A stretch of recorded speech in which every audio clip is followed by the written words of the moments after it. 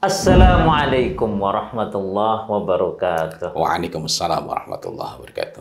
Alhamdulillahirabbil alamin wa bihi nasta'inu ala umurid dunya waddin wassalatu wassalamu ala asyrafil anbiya wal mursalin amma ba'd.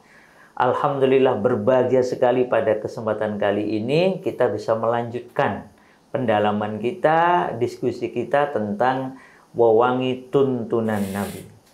Nah, sudah bersama kita Ustadz Muhammad Fawzul Azim beserta, Masya Allah, ini ada Subqatut Thib. Wah, ini istimewa ini. Dan juga bersamai dengan kumpulan parfum atau minyak wangi Za'faran ya Ustadz ya? Ya, kali ini tidak macam-macam, hanya khusus mengenai za'faran.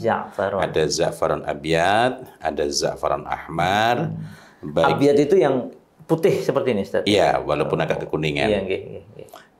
Dan ada juga za'faran ahmar malaki. Masya Allah. Lain waktu mudah-mudahan bisa saya hadirkan za'faran malaki mumtaz.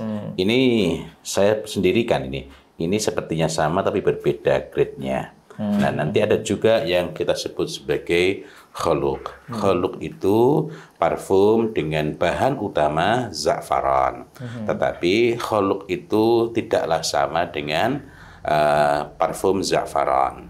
Meskipun bahan utamanya za'faran. Za'faran sendiri itu apa nih Ustaz? Ini kan bahan alami ya? Betul, betul. Artinya kalau ada japaron atau semacamnya yang pakai kimia kan tidak pantas disebut sebagai za'faran gitu. Jadi za'faran itu nanti dikenal juga dengan nama zafran. Zafran. Atau nanti dikenal juga dengan saffron dalam bahasa Inggris.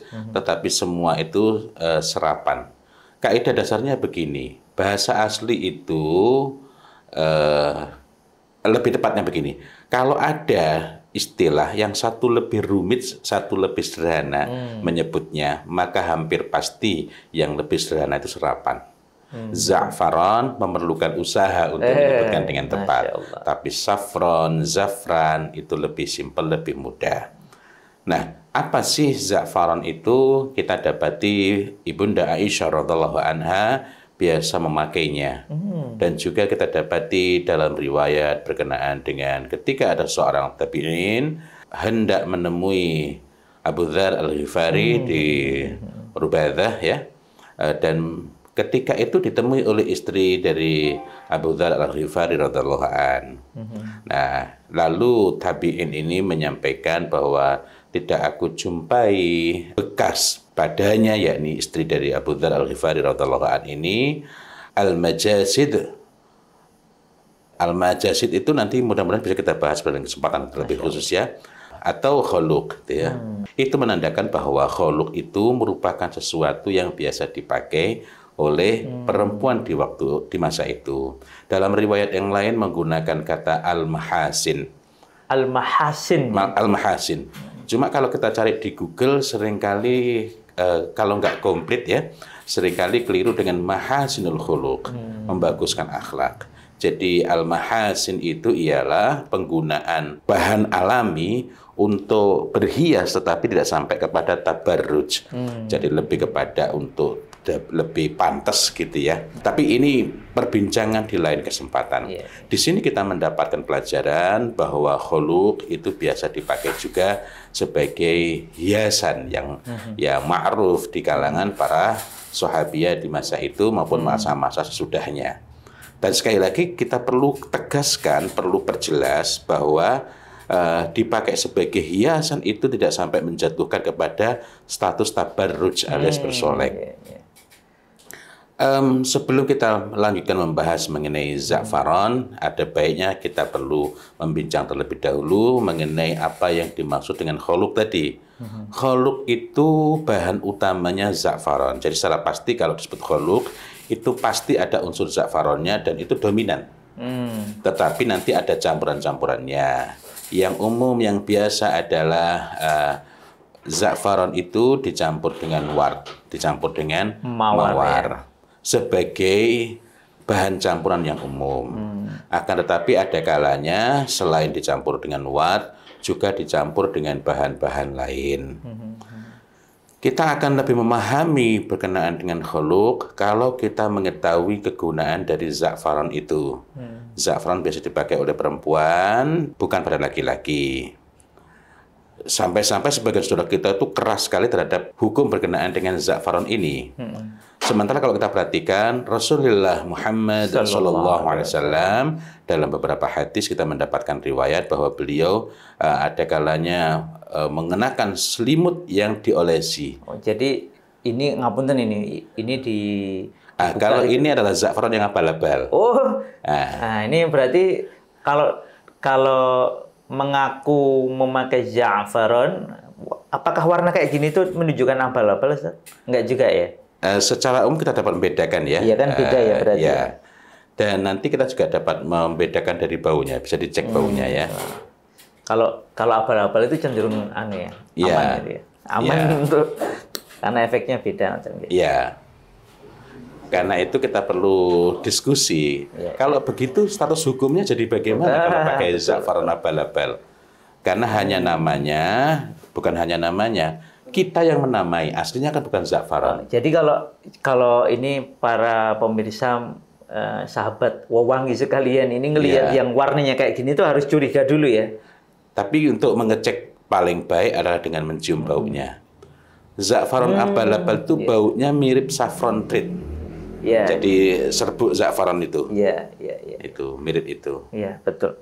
Bau awalnya mirip. Ini tiruan alami apa tiruan kimia nih? Kombinasi antara alami dan kimia, sintetis ya, sintetis artifisial. Jadi ada bahan-bahan alami dicampur dengan menggunakan beberapa bahan kimia artifisial. Memang bau awalnya mengingatkan kepada serbuk za'faran itu ya, tapi betul. Kayaknya setelah sekian lama dia menjadi makin lemah. Dan bahkan tidak terlalu lama. Iya. Karena itulah banyak yang keliru, sering ada yang salah, mengira ini yang asli. Ini saya ketemu yang asli, Ustadz. Baunya persis. Nah, padahal kalau kita jumpai, za'faran kan sebagai wewangian, maka baunya tentu saja berbeda. Selain itu, hasil proses dari saffron treat menjadi parfum menghasilkan tentu saja proses itu menghasilkan sesuatu yang berbeda. Tapi kembali tadi bahwa Rasulullah Muhammad SAW biasa mengenakan selimut yang diolesi za'faran, diolesi ya. Jadi bukan dicelup. Sedangkan kalau kita dapati riwayat mengenai Ibunda Aisyah radhiallahu anha itu biasa memakai dalam bentuk al-masbuh. Jadi khimarnya itu dicelup gitu. Betul. Jadi kalau dicelup saya bayangkan ini butuh berapa liter itu ya. Kalau perkiraan ini bukan berdasarkan eksperimen karena saya tidak cukup banyak za'faran. Perkiraan itu ya minimal 3 liter itu. Allah. 3 liter. Kalau disebut al-masbu tanpa ada keterangan secara khusus, maka itu artinya bahwa kerudung yang diwarnai pewarnanya itu dari za'faran. Dengan cara dicelupkan sampai za'faran itu terserap secara sempurna di kerudung itu dan mengering.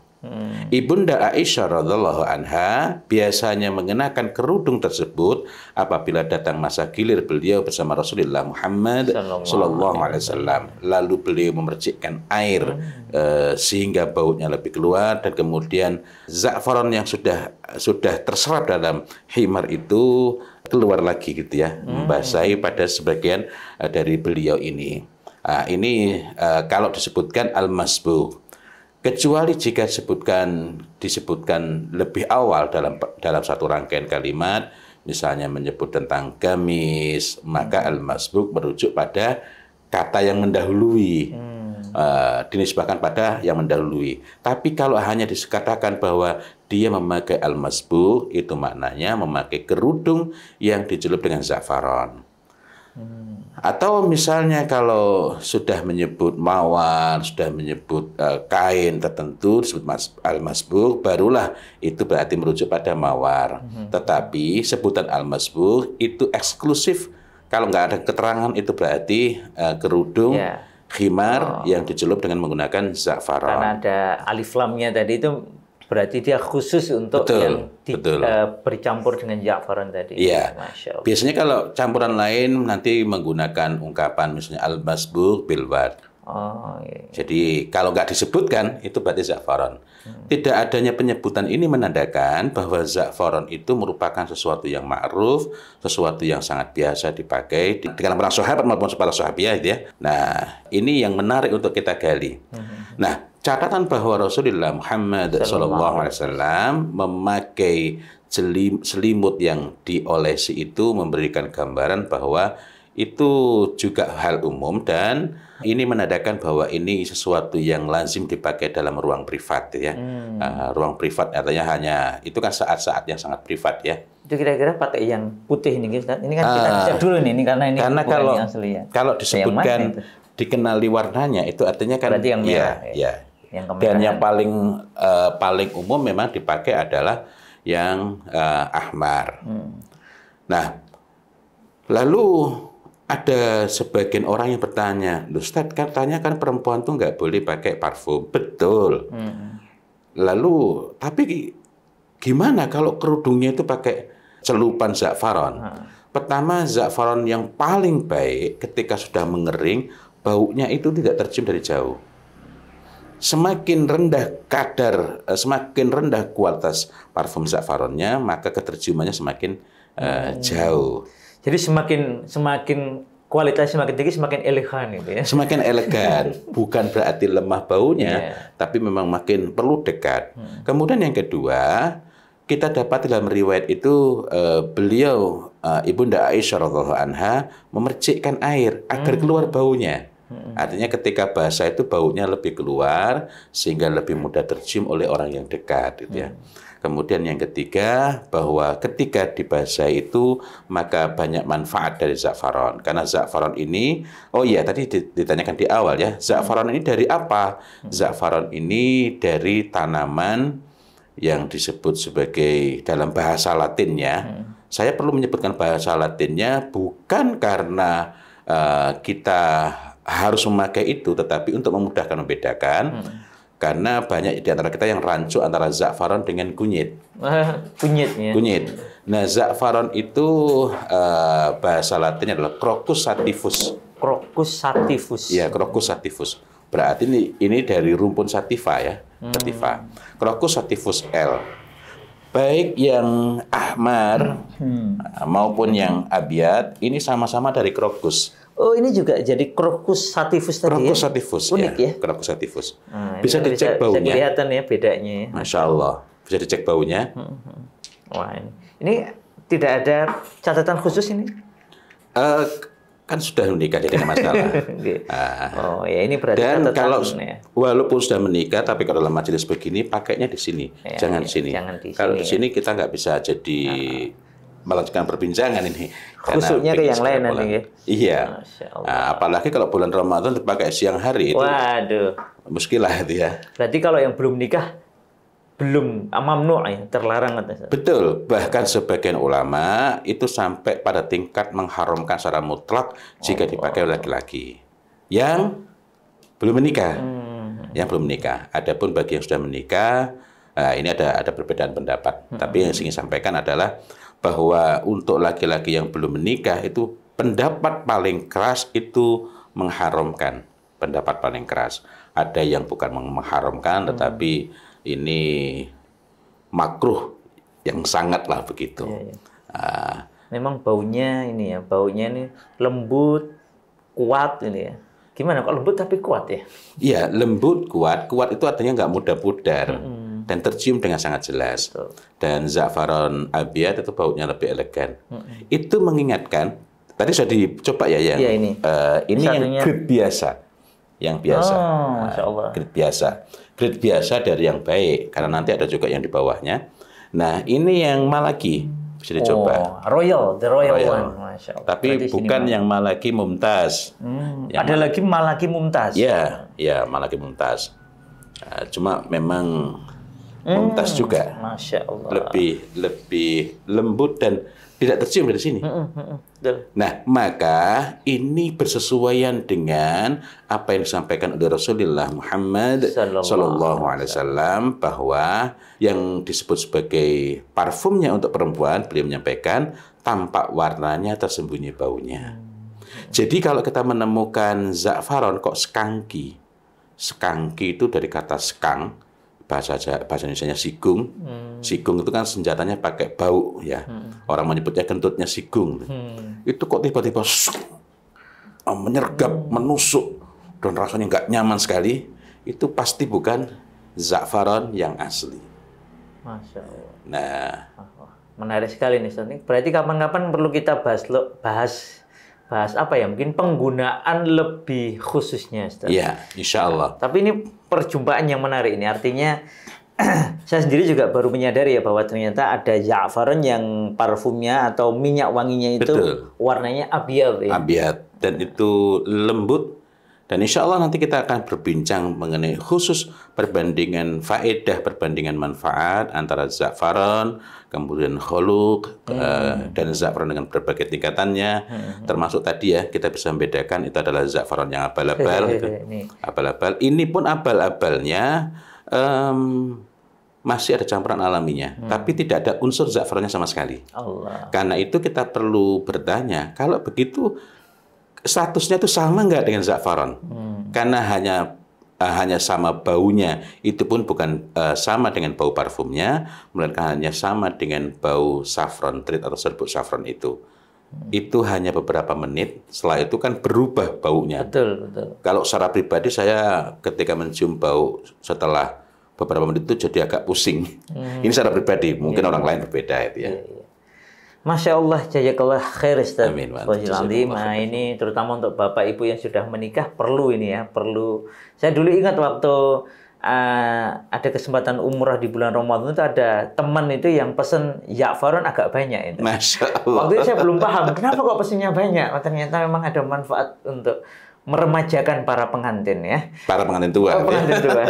Masya Allah. Semoga ini informasi yang bermanfaat. Semoga menjadikan kita makin mencintai apa-apa yang datang dari Rasulullah Muhammad Sallallahu Alaihi Wasallam. Wabillahi taufiq wal hidayah. Sampai jumpa di lain kesempatan. Assalamualaikum warahmatullahi wabarakatuh. Waalaikumsalam warahmatullahi wabarakatuh.